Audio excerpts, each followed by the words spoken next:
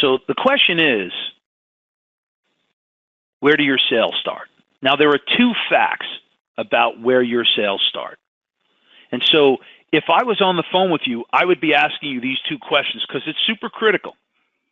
We've already showed you in the first two videos that you have to start a conversation and you have to help them before you could ask them to even consider your solution, right? You have to build a relationship before you sell, and that you have to have trust, right? Because that's the heart of all relationships. You're doing the same thing. You're not going to get on the phone with us, right? And sign a contract and do business with us simply because we sound like nice guys. You're going to want to get answers to your questions. You're going to want to make sure that this is a smart buying decision for you. And that's fine. Your clients, your prospects were no different. They're no different. So what you have to do is you have to figure out where the sale starts for them. Okay? So there are two questions. The first one is this: what percentage of your sales start online in some form of research? Now think about that. I've asked that question to thousands and thousands of companies, probably tens of thousands through these videos. If your answer isn't 90% plus, then we really can't be of service to you. But the likelihood is, unless you're selling something that isn't a very complex sale, okay, but even something as simple as researching a doctor or making any sort of economic decision that's worth a few hundred to a few $1,000s, there's some form of research going on. Okay, so the reason why we do that is because that research means that they're going to websites. So there's URL level navigation. Okay, there's keyword search. There's content consumption, specifically around their problem, right? Then there's even solution research. There's industry expert reviews. There's client reviews. There's company analysis. There's all sorts of things that they do, okay? And those are the behaviors. Those are the behaviors that lead to a purchase, okay? That lead to a purchase. I promised you in yesterday's video that I was going to tell you the two things that you have to have at the precise moment when the prospect is ready to tender a macro yes, right? Ready to purchase. You, as the company, as the marketer, must be there at that moment with two things. The first one I've already discussed at length. You need to be in a relationship. And number two, you need to be top of mind. Now, we've already talked about being first and controlling the perspective on how they see this problem, right? And how they see solution, right? If you're first and you build a relationship and you communicate in conversation with them, you're going to define the value. You're going to set the buying criteria, and every one of your competitors and alternatives are going to be compared to you. Okay? That's an absolute. The second thing you need to have at the moment the prospect says yes, is you need to be top of mind. So I want to do a thought experiment with you. And be honest, in the last 24 hours, you've seen 100 ads. Name one. Now, again, I've probably asked that question to tens of thousands of people, business owners, right? C-level executives, from Fortune 500 companies all the way down to the little one-man shop, okay? I've asked that question over the phone probably in the thousands of times. And I make people answer. I don't bail them out. We go with that pregnant pause and there's silence. And the reason I ask that question is this. When we say top of mind, it's not just about building a relationship. People forget. And I hope that this thought experiment has demonstrated to you how quickly you forget, because you're no different than your prospects. Memory plays a tremendous role in conversion. Think about it simply as this. People cannot act on what they forget. People act, prospects act on what they remember. If they don't remember, they can't act. Now, your sales cycle is over a couple of days, a couple of weeks, even a couple of months, okay? From day to day, week to week, and God forbid, month to month, they're going to have to remember. You've seen an ad in the last 24 hours and you can't even tell me what it is. And you've seen 100 of them. So even if you give me one, tell me what it said. Tell me what the message was about. What was the call to action? It's very difficult. Okay? And I want you to be honest, because if you're sitting here listening to that question and saying, you know what, Tom, I get it. I can answer that question. I know the importance of memory. Well, there are tricks that you can utilize. And if you own and control the data, you meet them where they are during their research stage, you build a relationship, and you can consistently put a message in front of them. We show people that 50% of your ads don't even have to have a call to action. In the last video, I offered to get on the phone with you and to help you identify and to be able to express properly your value proposition, okay? And a value proposition answers the question, if I'm your ideal prospect, why should I buy from you rather than a competitor? Now think about this. If you and I, right, let's pretend I'm the prospect and your business. If you were to look at your value proposition, you would see it differently than I would, right? My perception, my outside perception would be that the value doesn't outweigh the cost, right? That's the analogy. Picture a scale and value outweighing the cost, right? I don't see that. I see it the opposite way. I see cost outweighing the value. But you, the creator, the developer, the person who put their blood, sweat, and tears into this, you, on the other hand, see this and say, Tom, this is a fantastic purchase for you. The value far outweighs the cost. Okay? One of the things we recommend is that all you have to do as you're starting those conversations is a small percentage of your ads. Okay? And again, you're not advertising to the haystack. You're only advertising to the needles. So you're not throwing money away. It's to run some very inexpensive ads across multiple channels, not just one channel, multiple channels. Right? Banner ads, Facebook ads, Google ads, YouTube ads, a series. And we'll show you 13 different ad channels, online, offline. Being very strategic. Okay? Being very strategic. So the best use of this to be top of mind, believe it or not, is very inexpensive banner ads. You see, when you know who you're targeting and you're only targeting people that are actively pursuing the outcome that you sell, right? Only pursuing a purchase of the product or service that you offer, then all you have to do is two things in your ads. You run those banner ads on a consistent basis. All right. When I say only, I mean when I say the non-call to action. You definitely want to drive people to your page. You definitely want to do that. And there's plenty of things that we can show you with that. Okay. And I'm going to get to it here in a second. All right. What we call in funnel, right? Someone who's on your page. I'm talking about that 50% of your ads where all you do in the advertisement is talk about your value proposition one or two ways. You either state it or you support it. You provide proof. Okay? You don't have to beat the drum, click here, and then build out content. It could take them to your homepage. All you're using those ads to do is stay top of mind. Okay? Remember what I said. Prospects act on what they remember.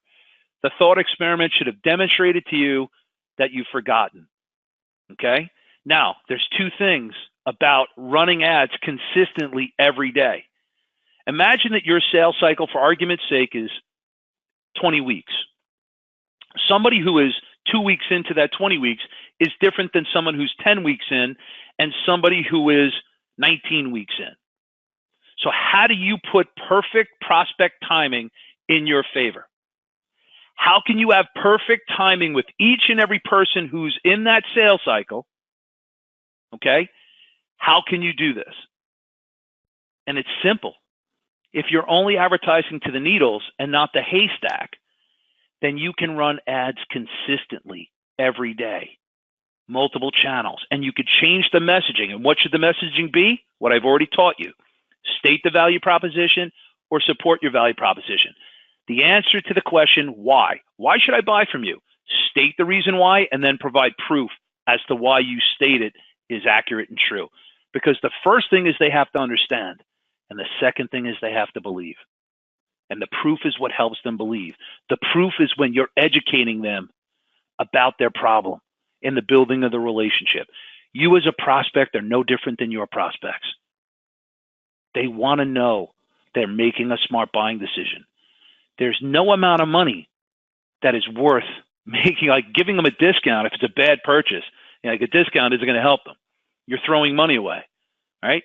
And the inverse to that is people will pay a premium if they believe that they're going to get something where the value outweighs the cost. So knowing that your prospects start, if the answer to this question on the screen isn't 90, 95, 98, 100%, okay, then we can't help you. But if there's a place where this sale starts, them researching, them getting comfortable about their problem so that they know what to seek in a solution, and you're the company that's educating them and building the trust and developing the relationship, then you're going to have a relationship when they're ready to say yes. And if you're running the ads every day because it's effective and you're running them consistently on multiple channels and those ads state the value proposition and back up the value proposition, then you've taken care of the first thing. And the second thing you need to do is answer this question. What percentage of your sales visit your website before purchase? Think about it. As great as an in-market lead is, okay, somebody who's actively pursuing a purchase of what you sell, the person who is actively pursuing that purchase from you, remember what I said, they research their problem first. When they come to your website, now they're researching solution. They're considering buying the outcome they're seeking, the solution to their problem, or the delivery of the result that they want but do not have from you. There is no greater value to you from a lead perspective. There's nothing more valuable to you than somebody who is what we call in funnel, right? They're in your website. They're on your landing page. They're in your funnel. They're shopping you. It's the person who's in your store digitally. We offer a piece of software that you can place on your website, all right? When we offer you our in-market targeting, if any of those in-market people, and we track well over 125 million people, if you push those people to the page into your funnel, we know 100% of them by name. And we could identify them to you, and we help you with that. And again, when you get on the phone, I'm going to show you how that piece alone will lower your cost per click at Google and Facebook and anywhere else by between 25 to 75%. Lowering your cost per click means you're going to acquire clients and leads for less. You're going to lower your cost per acquisition.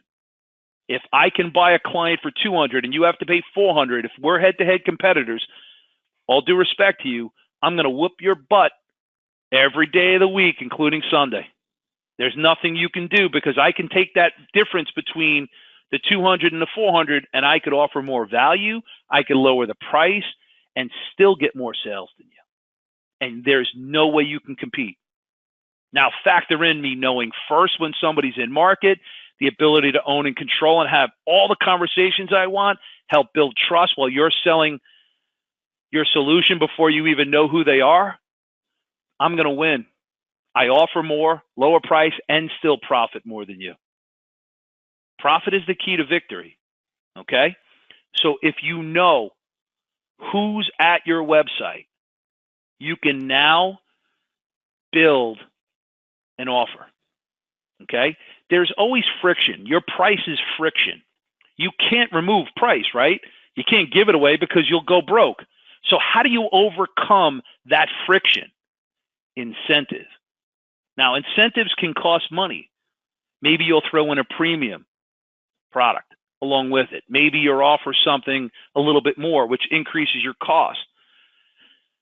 But if you're already operating at a lower cost per click, lower acquisition cost, that incentive doesn't necessarily have to be super costly, but enough that you can offer it to everybody, okay? So you only offer it to those people that are already engaged with you. Only people who would get that offer are the people who are knocking on your door, on your website, actively spending time seeking a solution from you. Okay? That's why it's important that you know first where all your sales start. Because if you know where the research starts, you can start the conversation first and you can stay in front of them top of mind. You could build a relationship, be top of mind, because you have to have those two things when they're ready to say yes. If you don't have those two things, you ain't getting that yes. And the second thing is, think about what I originally said in the first video. The greatest probability of profit was an in-market lead, with one exception, an in-funnel lead. Somebody who is not only actively pursuing an outcome that you sell, but they're actively pursuing that outcome from you. Actively. They're engaged. It's like somebody walking up the aisles in your store, your digital store. They're engaged in your website, your landing page. Okay? If you can do that, actively see who's at your website, you have a tremendous opportunity. Now, you might sit there and say, Tom, I can put a pixel on my website and I can retarget them. Okay, great. Tell me their name. And cookies only last 4 weeks. If you can convert that to a permanent record, then number one, you own and control it, right? Which means you can take it to any platform, any device, online or offline. And you're not on the clock. You're not at the mercy of a powerful supplier telling you what you can say, when you can say it, how often. You can go to any platform and start a conversation. You can make any offer as often as you want because that record is permanent. Think about your company. If you had the names of everybody who's visited your website in the last 12 months, would you be making the same money you are right now? I'd bet you dollars to donuts that you'd be making a heck of a lot more. Okay? Now, here's the third part, and this is going to be what we cover in tomorrow's video. What you're missing is the power of today's technology, machine learning. When you know who's on your website, and when you know who buys from you because you have attribution capabilities, meaning you know them by name, people-based, the ability to recognize them, right? It's not only being able to recognize them on any of their devices so you could advertise, or any marketing platform so that you could advertise, all right, online or offline. It's also being able to recognize them that those were somebody that you marketed to when they purchase. Well, guess what? There's an even greater thing. We talked about behavior that leads up to a purchase. When you could target the behavior of somebody who's about to buy, you could start the conversation first. But when you tie that to artificial intelligence, machine learning, you can drive the targeting and refine that targeting, okay? So having an ability to know who's on your website, that's the first level of conversion. If they fill out a form, right, they're better than somebody who visits your website. If they purchase, that's better than somebody who fills out a form and is better than somebody who visits your website, right? 3 levels of conversion. A click is the lowest, a form fill is the second best, and a purchase is the third best. Now think about your business. That sale happens off your website. And there's typically a gap in time between the last time they were on your website and buying from you. Imagine being able to navigate from the moment they start researching all the way to buy from you. And you know who they are in every single behavior, from their research to your website to everything they did when they engaged with you over the phone. We started this conversation off with a slide in the first video that said, success in business has a lot to do with knowing something others do not. In the last 3 videos, I've told you exactly what you should be doing, okay, to be more profitable. In tomorrow's video, I'm going to show you a technology, okay? And whether you're doing this with me or you're doing this with another company, and there isn't anybody out there doing it, okay, you need to be doing this sometime in the near future, okay, like today, if not yesterday, because this technology, okay, is what's called a structural change. And what a structural change means is that this change is not something you could stop or prevent. It's going to happen with you or without you. And in tomorrow's video, it's going to be a very simple technology conversation. I'm going to show you the forces, the technological forces, and the economic force that they're having in marketing and in business. Okay? Everybody thinks of the word data. Data is nothing more than part of the solution. When you add data to other data, it produces insight. Success in business has a lot to do with knowing insight that your competitors don't. That conversation is going to come full circle in tomorrow's video.